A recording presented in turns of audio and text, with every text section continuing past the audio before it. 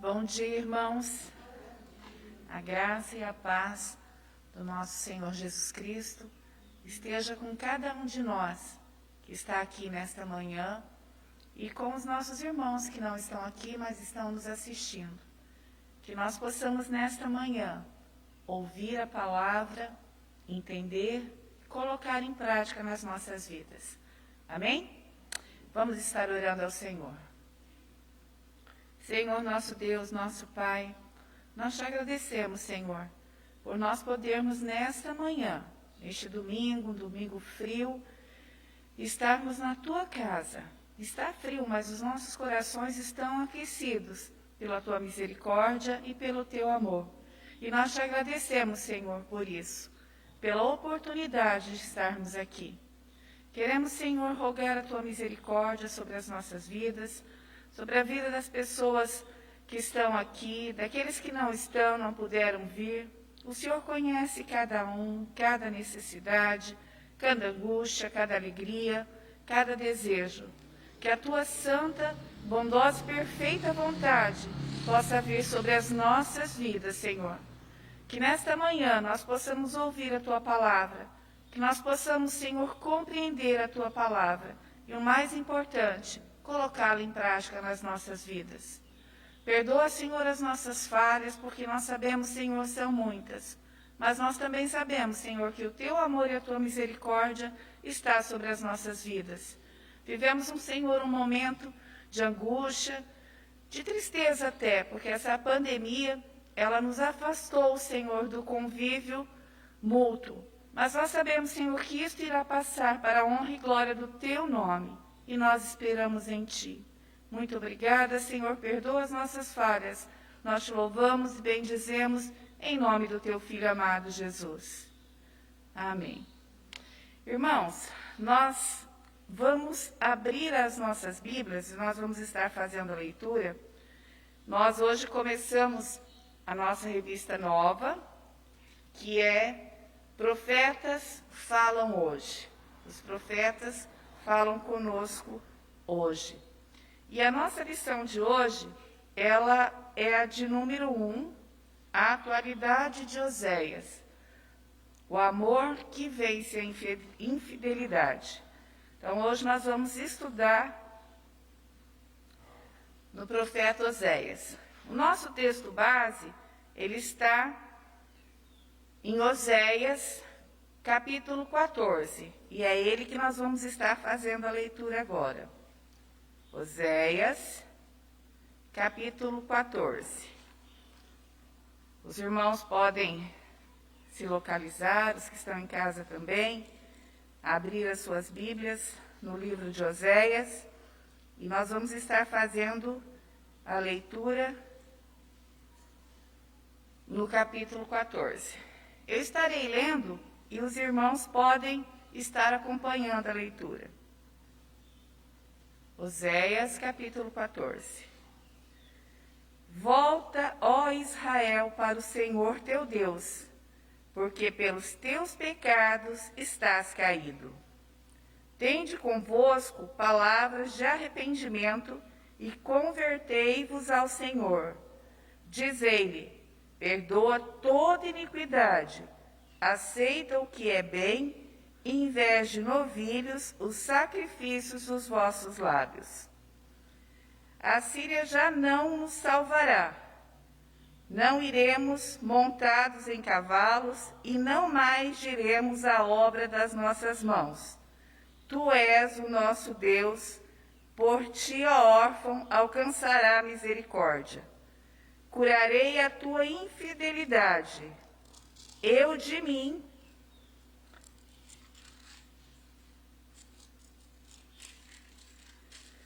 mesmo os amarei, porque a minha ira se apartou deles. Serei para Israel como orvalho, ele florescerá como o lírio e lançará suas raízes como o cedro do Líbano. Estender-se-ão seus ramos, o seu esplendor será como o da oliveira, a sua fragrância como a do Líbano. Os que se assentam de novo à sua sombra voltarão, serão vivificados como o Carmel e florescerão como a vide. A sua fama será como a do vinho do Líbano. Ó Efraim, que tenho eu com os ídolos? Eu te ouvirei e cuidarei de ti. Sou como o cipreste verde, de mim procede o teu fruto. Quem é sábio, que entenda essas coisas. Quem é prudente, que a saiba. Porque os caminhos do Senhor são retos, e os justos andarão neles, mas os transgressores neles cairão. Amém. Irmãos, nós vamos estar cantando 2 hinos, eu vou convidar a Cris, ela vai nos dirigir, e nós vamos estar adorando a Deus neste momento. Após os hinos, o pastor, que vai nos trazer a lição desta manhã, estará com a palavra. E após o hino também, os adolescentes, a classe dos adolescentes poderão se separar.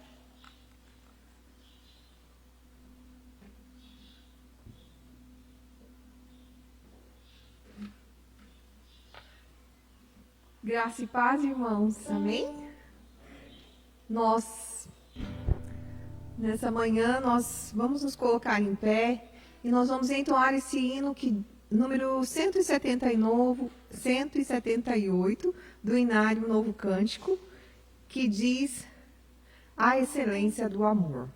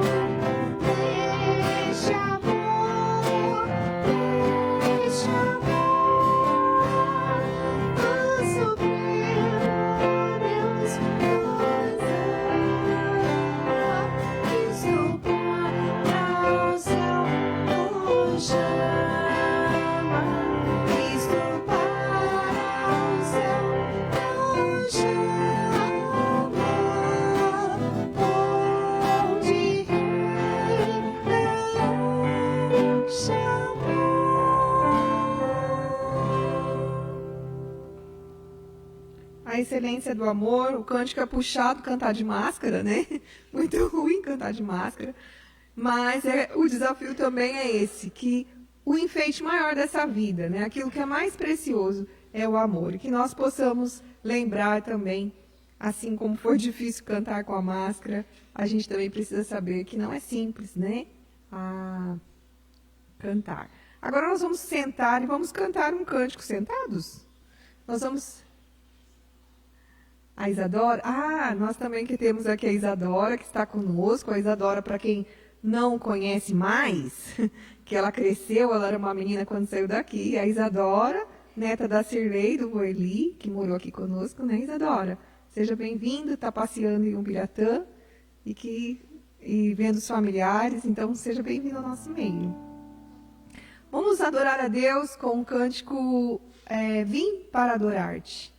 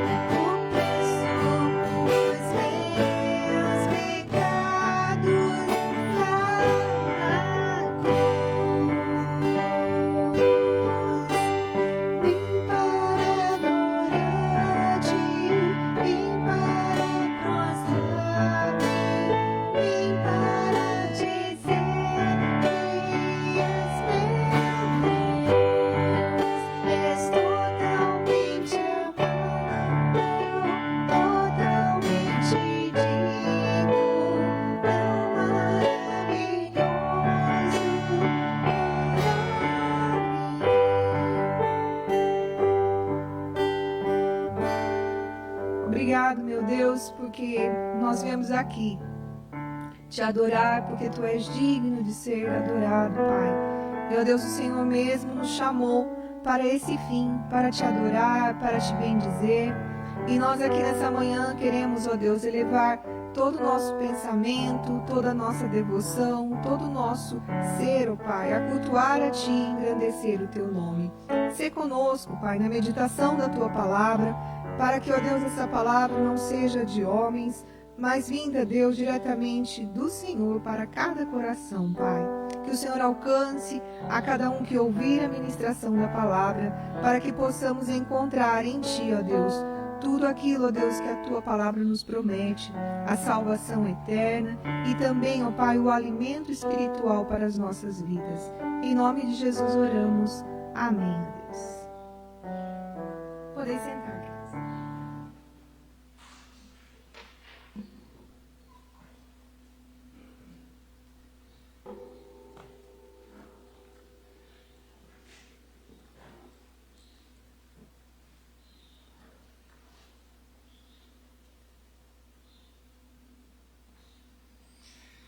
Shalom Adonai a todos, amém?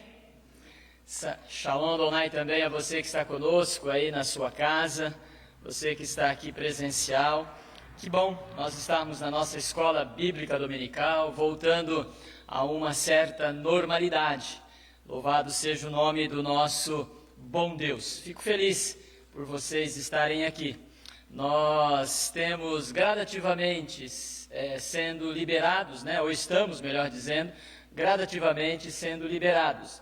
Nós agora conseguimos, a Secretaria da Saúde liberou a faixa etária de 60 para 70 anos. Então você que está na sua casa, se está aí abaixo de 70 anos, você pode participar dos cultos presenciais. Lembrando sempre de todo o cuidado, o distanciamento, o uso também da máscara. Então todos são convidados. Hoje, às 19 horas também, teremos o nosso culto de adoração ao nosso bom Deus. Muito bem, nós estaremos estudando a palavra do nosso bom Deus. Já foi lido o texto central, que é Oséias capítulo 14.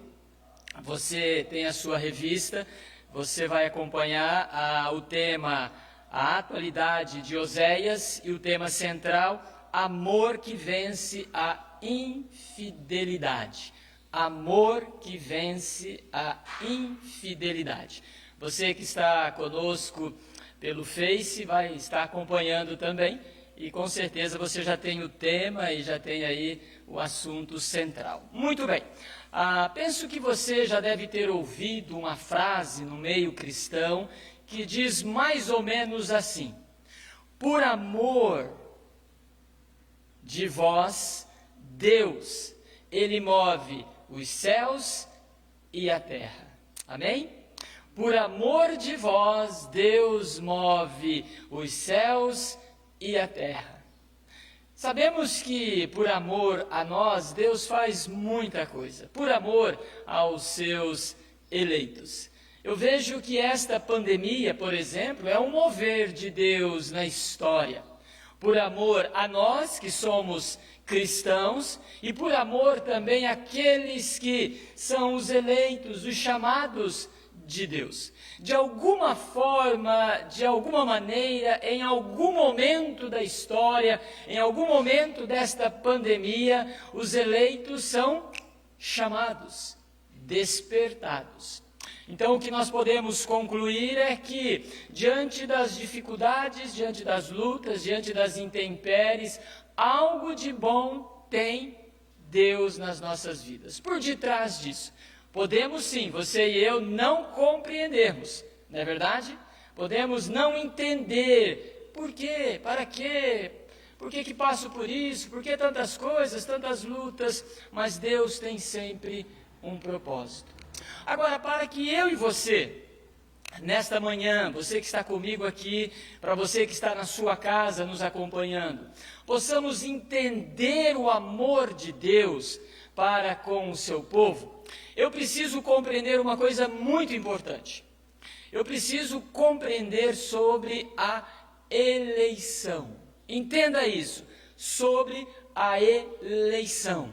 Ou seja, Deus tem um povo pelo qual Ele mesmo escolheu, e diz Efésios, no capítulo 1, antes da fundação do mundo, se você puder acompanhar lá, antes da fundação do mundo, Deus já havia escolhido os seus eleitos. E vou abrir um parênteses aqui, você que nos acompanha em casa, talvez tenha uma outra compreensão Eu não quero entrar no mérito da ideia da eleição. Alguns acreditam na eleição antes de Deus criar todas as coisas, chamar o pecador. Outros acreditam na eleição daqueles que iriam tomar a decisão por Deus, então Deus os escolheu, ok? Então, dá um assunto polêmico. Eu não quero entrar em discussão a respeito disso, mas o que eu quero dizer, e a nossa corrente doutrinária, a nossa crença, é que Deus escolheu independente do ser humano. É escolha de Deus e não do ser humano. Você que me ouve, entenda isso. A eleição, ela é escolha de Deus e não escolha do ser humano. Fecha-se o parêntese. Por que nós precisamos entender a eleição? Senão nós não entendemos o amor de Deus em certas circunstâncias, para certas pessoas. Como que faz? Como que não faz? Por que é isso? Por que é aquilo? Quer ver só como que Deus age por amor? Senão a nossa lição de hoje, ela não será muito bem compreendida. Eu quero que você abra comigo, lá em 2 Timóteo, quando nos é orientado a ver a respeito da eleição e do amor de Deus. Abra comigo em 2 Timóteo, você que está na sua casa também possa abrir comigo, em 2 Timóteo, no capítulo 2, olha só o que Paulo está orientando o jovem Timóteo, sobre o amor de Deus, sobre o agir de Deus em favor, porque senão o mover céus e terra, ele não fica muito bem compreendido. E mais, pode ser que eu venha entender assim, bom, se eu sou amado de Deus, eu posso fazer o que eu quero, agir do jeito que eu quero, que eu então tenho a salvação e no final tudo é garantido. Não. Entenda algo a respeito disso. Mas olha, 2 Timóteo, no capítulo 2, do versículo 10 até o versículo 13, só para a gente poder entender, ele diz assim: por esta razão, 2 Timóteo 2, versículo 10, por esta razão tudo suporto, Paulo está falando, por causa de quem? Dos eleitos, ou seja, os eleitos de Deus precisam ouvir do Evangelho. E Paulo está dizendo, por amor a eles, aí é o amor de Paulo, por amor aos eleitos que existem, diz ele, eu também suporto tudo, para que também eles obtenham a salvação que está em Cristo Jesus, com eterna glória. Olha só agora a partir do versículo 11. Fiel é esta palavra, se já morremos com ele, também viveremos com ele. Ou seja, o morrer aqui é morrer para a natureza humana, para a carne, e viver espiritualmente, é o que a Bíblia diz. Se você olhar Colossenses 2, por exemplo, melhor, Colossenses 3, Paulo vai dizer, olha, se vocês nasceram em Cristo, então buscai, o quê? O reino de Deus. Pensai lá nos céus, vai dizer. Lá em Romanos, capítulo 8, vai dizer, olha, se o Espírito habita em nós, então a nossa natureza humana, carnal, pecaminosa, esta morreu. E agora ressuscitou a nova forma, que é espiritual em Cristo Jesus. Ok? Caminhemos um pouquinho, versículo 12, olha lá. E se perseveramos, também com ele o quê? Reinaremos. Há aqui uma responsabilidade cristã do perseverar, do continuar, ou seja, uma responsabilidade sua e minha, não para o ato da salvação, mas do ato da santidade, da pureza, da busca em Deus. Esta é uma responsabilidade. O ser humano, ele não é neutro a respeito disso. Você que está em casa, entenda isso, nós não somos neutros, nós temos uma responsabilidade, nós temos agora, conforme diz 2 Coríntios, ou melhor, 1 Coríntios, capítulo 2, versículo 16, a mente de Cristo, nós compreendemos as verdades, então eu tenho uma responsabilidade. Caminhemos, se perseveramos, também com ele reinaremos, se o negamos, ele, por sua vez, nos negará. O negar aqui é rejeitar a graça, é o que ele está dizendo.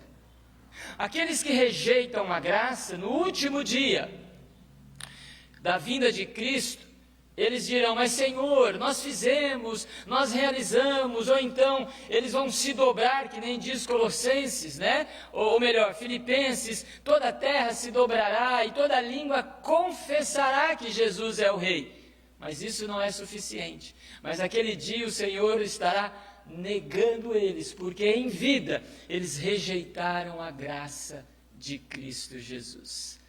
Então ele está agora no versículo 13. Se somos infiéis, ele permanecerá o quê? Fiel, pois de maneira nenhuma pode negar a si mesmo. O que ele está nos ensinando é que, num determinado momento da nossa carreira cristã, você que me ouve nesta manhã, como também eu, você que está na live, todos nós, em algum momento, temos uma fraqueza, falhamos diante de Deus. É aquilo que nós chamamos, e o texto está dizendo, a infidelidade. Nós pecamos contra Deus, nós não somos perfeitos, nós vivemos ainda o já e ainda não. Já começou-se a boa obra, que nem diz Filipenses, capítulo 1, versículo 6. Aquele que começou em vós boa obra, não está lá? Há de completá-la. Até quando? A vinda de Cristo Jesus. Então já vivemos o reino, já lutamos para vivermos de uma forma correta o reino de Deus, mas ainda não, ou seja, ainda habitamos no pecado, ainda temos nossa fraqueza, não está completo, Deus ainda não aboliu o pecado e lançou fora, não transformou o nosso corpo glorificado, que nem há esta promessa. Há uma luta interna dentro de nós, que nem diz Gálatas, capítulo 5, versículo 17. Há uma luta entre a carne e o Espírito. Mas há uma grande verdade, vai dizer Romanos capítulo 8, versículo 16, que o Espírito de Deus testifica com o nosso espírito que nós somos filhos do Altíssimo. Amém? Amém? Você que está em casa, o Espírito testifica. E é justamente nesse sentido, da nossa fraqueza, da nossa deficiência, das nossas limitações, aonde Paulo vai dizer em Romanos capítulo 7, o bem que eu deveria fazer, esse eu muitas vezes não consigo, mas o mal que deveria passar longe de mim, esse ainda me seduz, esse ainda me atrai, e se eu não estiver conectado em Deus diariamente, em algum momento eu posso ser infiel para com Deus. Você consegue compreender isso? Todos nós. E quando eu digo sobre infidelidade, a Bíblia também fala que se somos infiéis, Deus se mantém fiel, porque é o amor dele. E quando a Bíblia fala sobre infidelidade, nós muitas vezes pensamos talvez numa traição, não é? De um cônjuge, por exemplo, ele ou ela foram infiéis, houve uma traição. Mas nem sempre a infidelidade significa isso. A infidelidade pode ser também diante de Deus numa mentira que nós praticamos. Você está pecando contra Deus.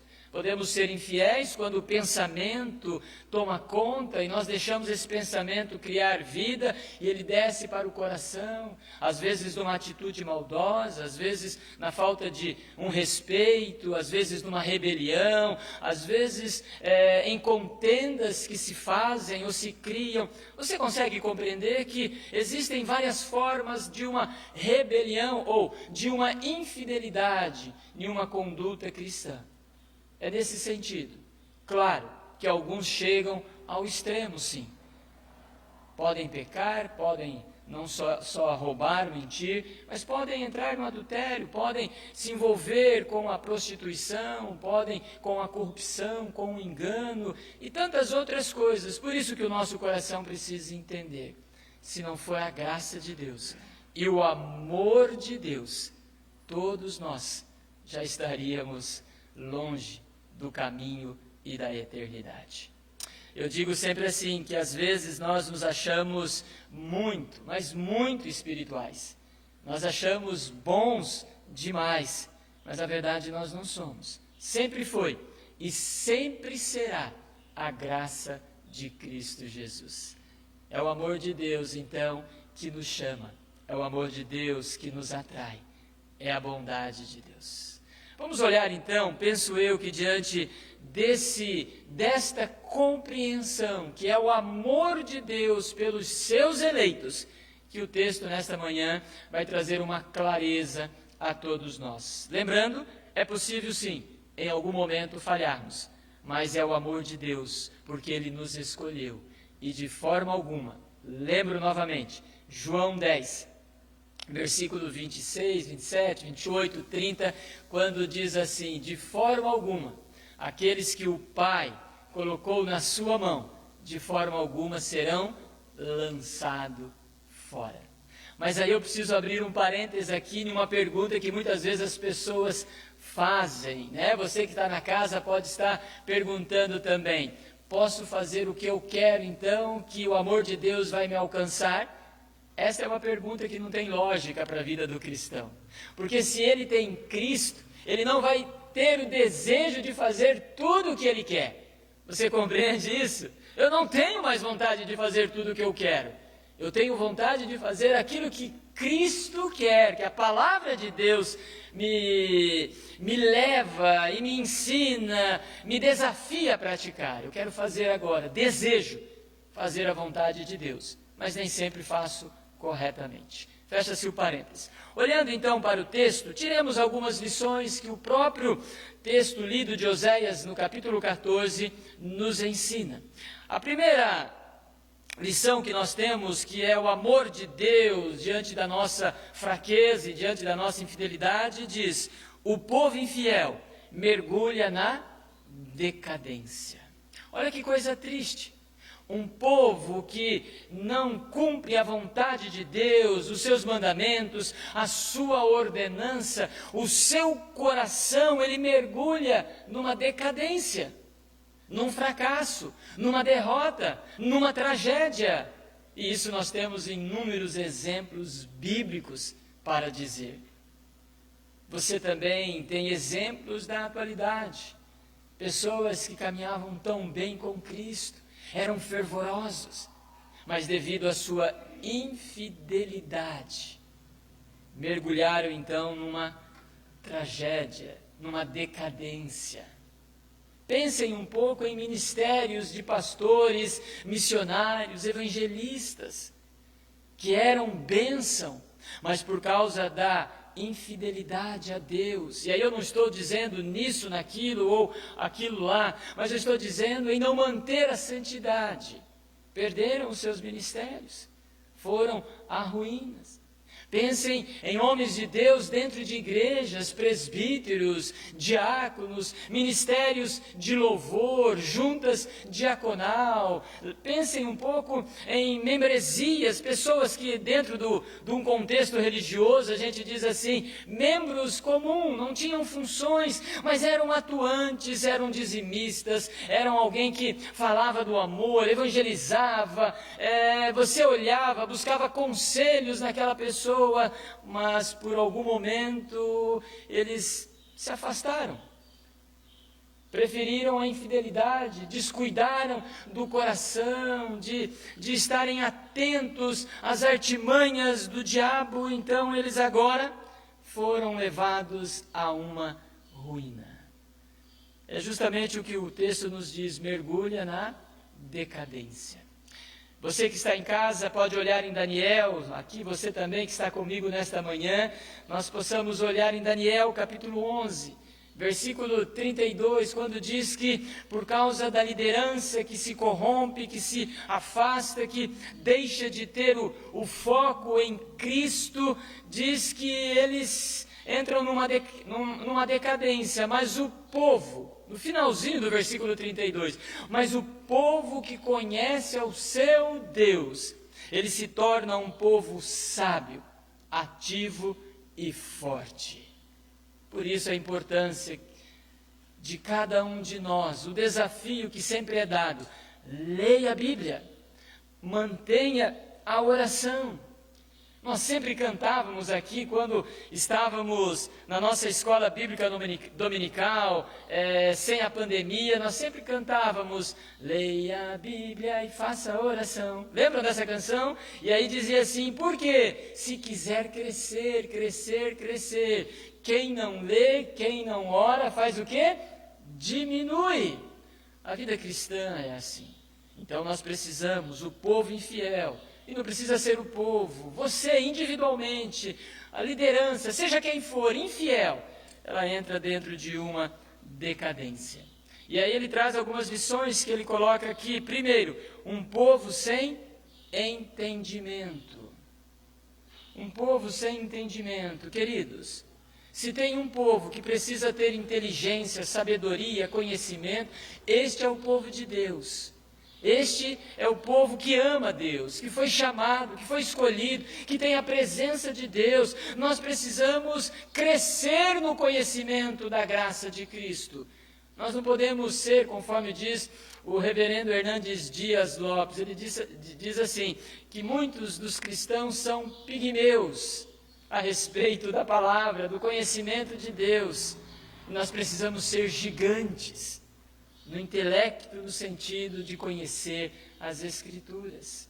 Mulheres, homens, jovens, crianças. Por isso, nós sempre dizemos a vocês, faça o culto doméstico com os seus filhos, para que eles se tornem sábios. Provérbios, leiam Provérbios para vocês verem. Ele começa a dizer assim, a sabedoria. E a sabedoria lá está com a letra maiúscula, o S. É a sabedoria que emana de Deus, do seu trono e da sua graça. Leiam Tiago. Tiago vai dizer assim, olha, está alguém precisando do quê? De sabedoria? Peça a quem? Peça a Deus, que dá com toda a graça. Ah, queridos, nós precisamos ter entendimento, compreender as verdades da palavra. Nós precisamos estar atentos, porque senão nós nos tornamos infiéis. Mas ele traz aqui uma segunda lição também, que ele diz assim, olha, dentro o povo infiel mergulha na decadência, um povo sem entendimento, um povo sem espiritualidade. O que nós temos vivido na atualidade no século 21? Que tipo de espiritualidade está sendo apresentado às igrejas, aos seus fiéis? A Bíblia sempre disse, sempre nos orientou o seguinte, olha, o culto, seja a escola bíblica dominical, ou seja o culto congregacional, ele tem um objetivo. Qual é? Faço a pergunta para vocês. Agradar o coração humano ou agradar o coração de Deus? Você que está em casa pode responder também. Com certeza você está aqui comigo nesta manhã, você está respondendo, agradar o coração de Deus. Não é esse o nosso objetivo? O nosso culto é para agradar o coração de Deus. Mas o que nós encontramos na atualidade?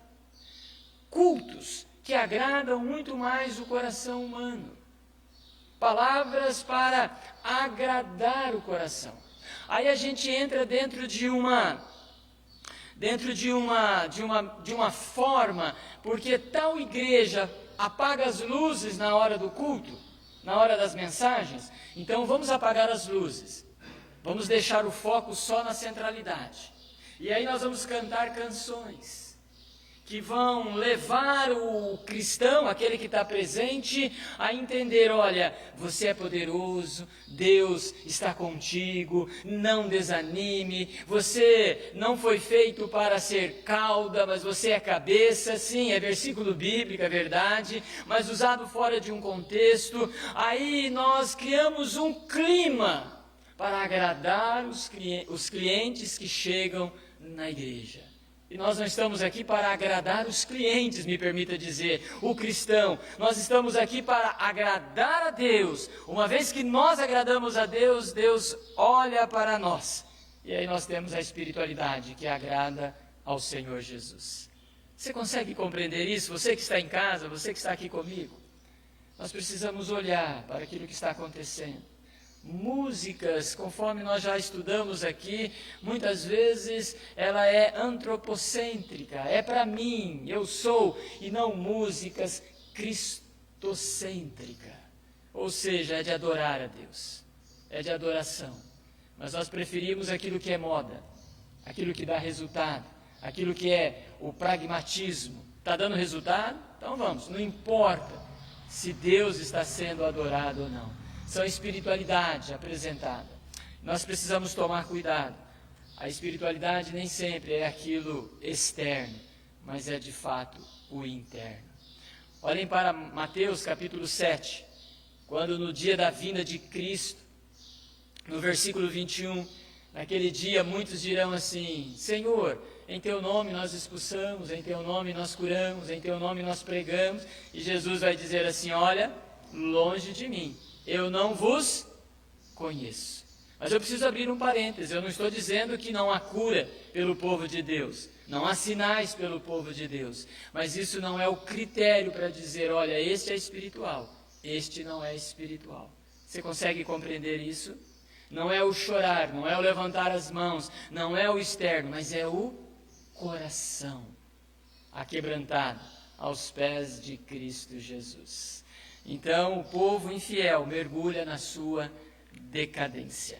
Podemos caminhar um pouquinho mais? Tem a terceira. Um povo sem direção.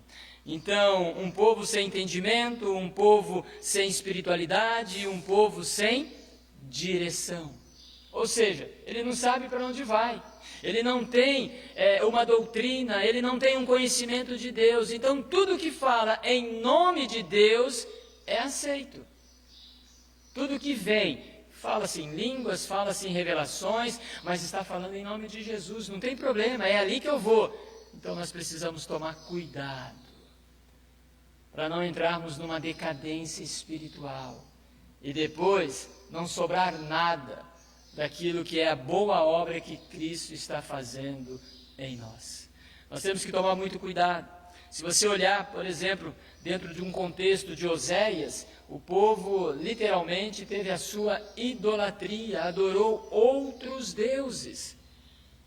Quantas vezes nós não adoramos ídolos, imagens, mas às vezes estamos adorando pregadores. A gente diz assim: quem vai pregar hoje? Fulano. Esse é bom. Quem vai pregar hoje? Ciclano. Nós fazemos isso. Nós, às vezes, preferimos fulano em detrimento de ciclano. A vida cristã não é assim. Cuidado, nós temos que ouvir Deus. Eu entendo, sim, que às vezes há preletores, há pastores, evangelistas, missionários, que trazem uma mensagem que é cansativa, a gente não consegue se concentrar, ele não se preparou direito, conforme a gente diz, mas a gente vê que é a vida nele. A vida na sua vida diária, a vida na sua palavra, porque na verdade a verdadeira palavra é a palavra de Deus. Mas também alguns que a gente idolatra dizendo: este sim é um homem de Deus, só ele pode orar, só ela pode orar, só ela pode resolver os meus problemas. Cuidado, nós não podemos caminhar para este lado. Primeiro então, o povo infiel mergulha na sua decadência. Segunda lição: o povo infiel merece a disciplina do Senhor. Olha que coisa. O povo infiel merece a disciplina do Senhor. Talvez você pudesse dizer amém. Ou misericórdia. Será que nós não merecemos a disciplina? A Bíblia vai dizer que Deus corrige aqueles que o amam. Você consegue entender agora o amor de Deus? Você consegue compreender aquilo que Deus faz por nós? Você que tem os seus filhos menores, ou você que teve eles outrora, você que está em casa, que já teve os seus filhos pequenos, com certeza em alguns momentos nós disciplinamos os nossos filhos. Colocamos eles talvez no momento da disciplina com a vara, no momento da disciplina do não, nós colocamos limites. Com Deus não é diferente. Deus nos ama. Mas o amor de Deus é tão grande que Ele permite uma decadência dos seus filhos, para mostrar aquilo que está no seu coração. Para mostrar. Lembram de Sansão? Sansão era alguém que foi chamado por Deus, escolhido antes do ventre, mas dentro do coração de Sansão havia uma inclinação para aquilo que não era correto. Deus permitiu a sua decadência. Mas agora, por amor a Sansão, Deus o disciplinou e o restaurou logo em seguida. Você consegue compreender isso? Aqueles que são de Deus, que Deus os chamou, os elegeu, eles passam pela disciplina do Pai. Eu vou abrir aqui, você que está em casa, você que está comigo, o presbítero Clívio levantou a mão, penso que ele tem algo a dizer. Fale bem alto para que eles que estão em casa possam ouvir também.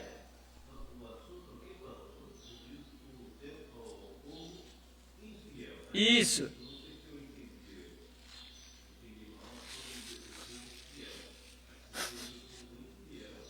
O povo infiel merece a disciplina.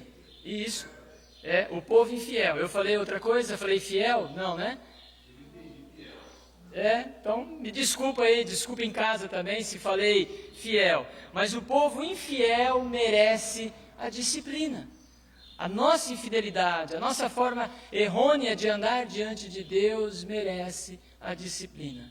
Como eu disse, Sansão foi alguém assim, foi infiel e mereceu a sua disciplina. É interessante que quando nós olhamos a palavra do Senhor, por exemplo, se você olhar os Salmos, Salmo 119, versículo 71, o salmista diz assim: foi-me bom passar pela aflição, para que pudesse aprender os teus caminhos. Então Deus nos disciplina. Lembram de Hebreus? Quando também é nos ensinado isso, Hebreus capítulo 12, versículo 6, quando diz que os nossos pais humanos nos disciplinaram, nos corrigiam, para termos um bom comportamento. Com Deus não é diferente. E quando chega no final do capítulo 12, ele vai dizer assim: olha, se vós estáis sem correção, já não é filho de Deus. Que coisa interessante isso. Então nós precisamos entender que as dificuldades, as lutas, as intempéries servem também como uma disciplina de Deus, uma correção, porque em alguma área nós podemos estar errados e nós não sabemos, nós perdemos talvez a sensibilidade de ouvir Deus, e aí Deus vai tratando. Mas não significa que disciplina de Deus tem sempre a ver com erros na nossa vida, com infidelidade, não. Às vezes Deus também está nos preparando para algo maior. Está tudo certo, você é alguém fiel a Deus, é fiel com os dízimos, com as ofertas, é fiel à casa do Senhor, no seu comportamento, nas suas atitudes, no seu casamento, no seu namoro, no seu trabalho. É alguém assim, olha, perfeito. Mas Deus ainda quer algo mais de você, quer algo mais de mim. Deus então vai usando essas lutas para nos dar o crescimento, a maturidade, o desenvolvimento, porque Ele nos prepara para algo maior que está por vir. Porque só Deus conhece o nosso futuro.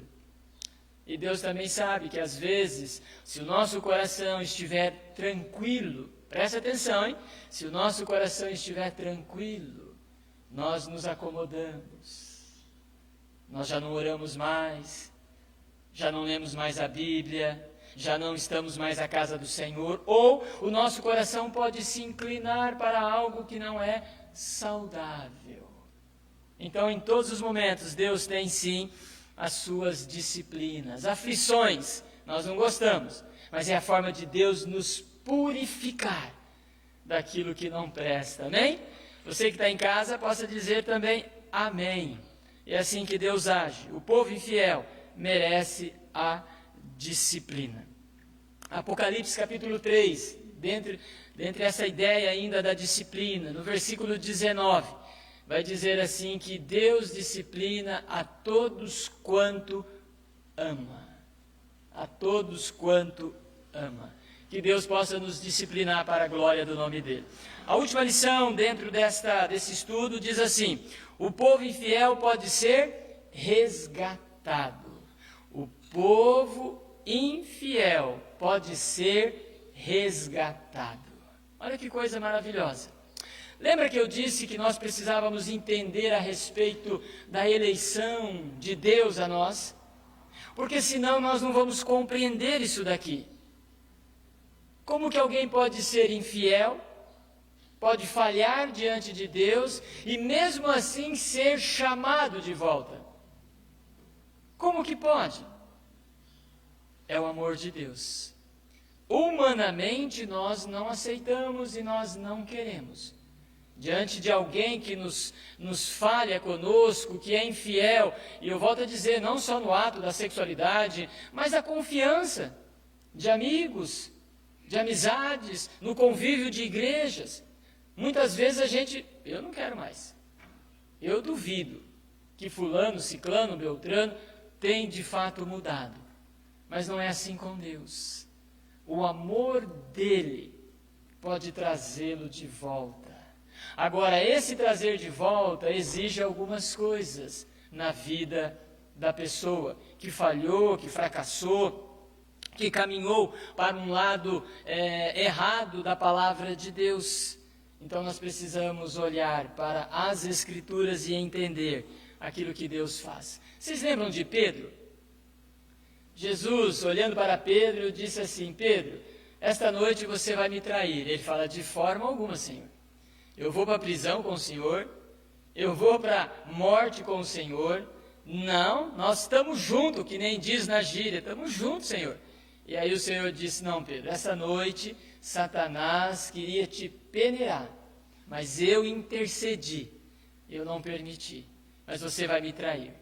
E aí passa os relatos, lá em Lucas 22, Jesus é preso, Pedro acompanha Jesus de longe, ok? Acompanha Jesus de longe, perguntam a ele: você é um dos discípulos? E ele diz: eu não sou não. Olham para ele novamente: você que está em casa é um dos discípulos? Aí ele diz: não, eu não sou também não. Aí alguém diz: então você é um dos discípulos? E ele diz: não. E aí diz os relatos que o galo cantou 3 vezes, certo? Mas o que me chama a atenção é que Pedro foi infiel naquele momento. Havia sido advertido, mas o amor de Deus chamou Pedro de volta. Se você ler o texto lá em Lucas 22, no versículo 62, vai dizer o seguinte, que Cristo, olhando para Pedro, Pedro viu isso, fixou os olhos em Pedro. Pedro naquele momento, caiu em si, se arrependeu. Ele reconheceu que havia sido falho diante de Deus. Você consegue compreender isso? Deus nos chama. Mas chamou Pedro por quê? Porque Pedro era o seu eleito, por amor a ele. Muito diferente daquilo que aconteceu com Judas. Lembram de Judas Iscariote? Diz os relatos bíblicos que Judas fazia parte dos 12. Então eu vejo que Judas curou, Judas expulsou demônios, Judas participou da ceia com eles, Judas viu os milagres que Jesus fez, mas Judas também foi infiel, traiu Jesus. Por aquelas 30 moedas de prata, ele traiu Jesus. Mas diz que num determinado momento também, Judas se arrependeu. Lembram disso? Jogou as moedas aos pés daqueles que haviam feito o acordo com ele, e ali ele saiu. Arrependido, ele chorou, mas aí diz o texto que ele foi e se enforcou. Se enforcou. Aí Paulo vai dizer lá em 2 Coríntios, capítulo 7, no versículo 10, que existe o arrependimento natural e existe o arrependimento espiritual. O arrependimento natural, que nele diz lá, o arrependimento do mundo, todos nós temos. Quando eu digo todos nós, todos os seres humanos. Há momentos em que a gente faz alguma coisa e diz: puxa, se arrependimento matasse, não tem? Mas, em determinados momentos, ele volta a praticar novamente. Vou dar um exemplo. Alguém que de repente gosta de beber. Ele bebe lá aquele dia, encheu a cara, passou o dia bebendo. Você que está me ouvindo aí, hein? Não beba, por favor. Mas ele bebeu, encheu a cara. Num determinado momento, no outro dia, ele diz assim: eu não vou beber mais. Que enxaqueca, que dor de cabeça, que mal-estar. Não, nem chegue perto de mim, vamos almoçar. Não, eu não quero, eu estou passando mal. E ele diz assim: eu não vou beber mais. Não. Chega alguém naquele dia e chama: vamos beber um pouquinho? Não, eu não quero mais. Não quero. Teve um arrependimento. Confere? Ele não quer mais, está arrependido. Mas passa um dia, 2, 3, 4, uma semana depois, aonde ele está de novo? Bebendo de novo. Estou dando o exemplo da bebida, mas pode ser qualquer outra coisa. Então é um arrependimento, mas ele é do mundo, momentaneamente. Mas há aquele arrependimento que é esse que o texto nos ensina, é isso que Deus faz. É um arrependimento que muda as suas ações e atitudes. Olhem comigo aí para vocês verem o que o autor colocou. O povo infiel pode ser resgatado. Primeiro, uma declaração de amor. Diante desse resgate precisa haver uma declaração de amor. Deus então nos ama e o amor dele é para com os eleitos. E esses eleitos ouvem a voz de Deus no seu coração. Fala: olha, Deus me ama. Lembram do filho pródigo? Tinha tudo na casa do pai. Num determinado momento, ele, sabe uma coisa? Eu quero viver a vida. Eu vou vender, eu quero a minha herança, eu quero tudo que eu quero curtir, eu quero ter aí os prazeres. E aí ele pegou a sua herança, foi embora, tal, teve a sua decadência, que nem nós já vimos aqui, teve a sua decadência moral, sua decadência espiritual. Deus o disciplinou, deixando ele sofrer as mínguas, que nem se diz. Mas naquele momento ali, Deus trouxe um arrependimento, quando diz assim: caindo em si. Este caindo em si foi um arrependimento. Foi um arrependimento. Ele agora retorna para a casa do pai. Eu costumo dizer assim, foi o start. O start. Eu não posso continuar mais nesta vida. Na casa do pai eu tenho de tudo. Eu volto para a casa do pai. Lembram de Davi quando pecou? No Salmo 51, ele diz: Senhor, pequei, e pequei contra ti, Deus, contra os céus e contra a terra. Então, uma declaração de amor, é por causa do amor de Deus que nós somos constrangidos, que Deus nos restaura. Volta-se para a casa do pai e não se pratica mais aquilo que o levou à decadência espiritual, moral. Aquilo que fez com que ele fosse infiel a Deus. Mas observem também que ele diz não só uma declaração de amor, mas uma chamada ao arrependimento. Já falamos um pouquinho sobre isso. É um arrependimento, é mudança de vida. Eu não consigo entender arrependimento não havendo mudança de vida. Eu não consigo entender isso. A Bíblia diz que uma vez que eu estou arrependido, sim, mas eu não volto a praticar mais aquilo.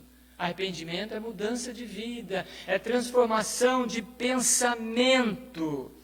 Então nós precisamos voltar para o Pai. Precisamos voltar para o Pai. Precisamos fazer como João, ou melhor, como Pedro. Precisamos sentir o olhar de Deus, cair em lágrimas e um arrependimento da alma e do coração. Mas há uma terceira verdade que ele diz aí nesse ponto 3, um apelo enfático. O arrependimento, ele acompanha um apelo enfático, ou seja, dentro da nossa alma não há mais como segurar. Lembram de Isaías, capítulo 30, versículo 21? Se desviares para a direita, para a esquerda, ouvirás uma voz dizendo, não é esse o caminho, é este o caminho. Então, quando Deus nos chama, Ele nos aquebranta. Deus nos aquebranta. Não tem nada que nos impeça de voltar novamente para os braços do Pai. É um apelo enfático porque Deus nos ama. Eu quero concluir dizendo o seguinte para vocês. Todos nós, em algum momento, podemos ser infiéis a Deus. Você que me ouve também nesta manhã, na live, todos nós podemos ser infiéis. Não queremos, mas em algum momento nossos pés podem falhar. Mas entenda que o amor de Deus é maior do que diante de todas as nossas fraquezas e infidelidade. É o amor dele para com os seus eleitos. Que possa haver em você arrependimento, que possa haver em nós o quebrantamento ou aquebrantamento, para voltarmos aos pés e servirmos novamente a esse Deus maravilhoso. Vamos orar por nós? Pai, em nome de Jesus, queremos agradecer o teu amor, agradecer aquilo que o Senhor faz em nosso favor. Olha para os nossos irmãos que estão conosco por esta live, que eles sejam ricamente abençoados. E se há em nós, na igreja, no teu povo, Senhor, a infidelidade, nos ajude a sairmos dela, a voltarmos o nosso coração para Cristo Jesus. É no teu nome que nós oramos e agradecemos. Amém e amém. Deus abençoe.